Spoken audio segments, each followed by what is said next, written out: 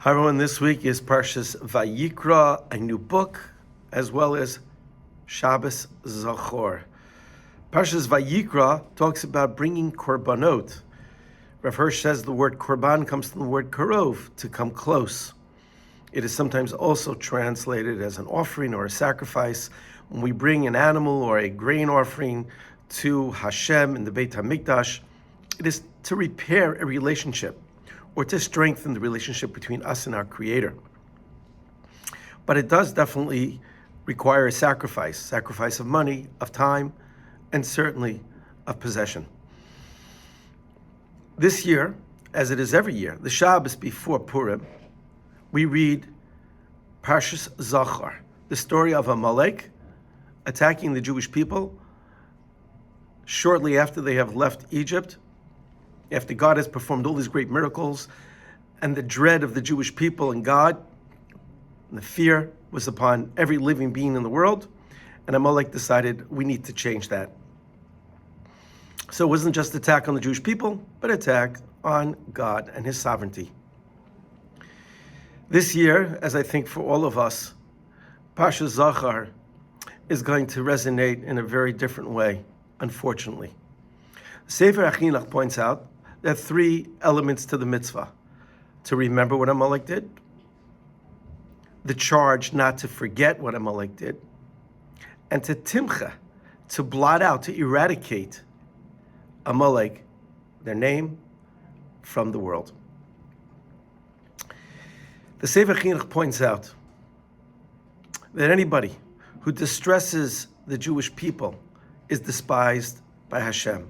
You can find that in Mitzvah 603. Rav Soloveitchik, in his book called The Duality of Purim, the name of the book is Days of Deliverance, and the essay is called The Duality of Purim, talks about the definition of Amalek. And he quotes his grandfather, who says, anyone who wants to eradicate the Jewish people, that's Amalek. Jewish people believe in the divine spark of every human being, and therefore, no matter how far a person is away from the norms of society, we always hope they will come back because they have a spark of God in them. The Jewish people learned, sadly, in Persia, that there is an alternative to seeing people as divine. Those people are pure evil, are total evil.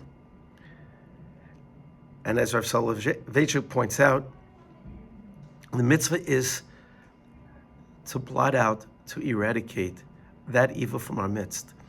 And it's not just Jews, but it's all people, all men that Amalek hates. But they are preoccupied with the Jewish people. And that is their greatest joy, mission. I just want to point out for us to think that in Shul Shabbos, how appropriate, day 162 as I make this recording, to think about our up-close encounter with Amalek on October 7th and our responsibility to eradicate it. And that perhaps will require sacrifice. As we know, many chayalim and their families have paid the ultimate sacrifice. But this is not just an attack on the Jewish people, it's an attack on Hashem and His people. May we soon see the final Geula, the complete Geula, to hear only good news and to truly celebrate this year Purim with full simcha v'mishta, with joy and feasting. If you like what you hear, please pass it on. Shabbat Shalom.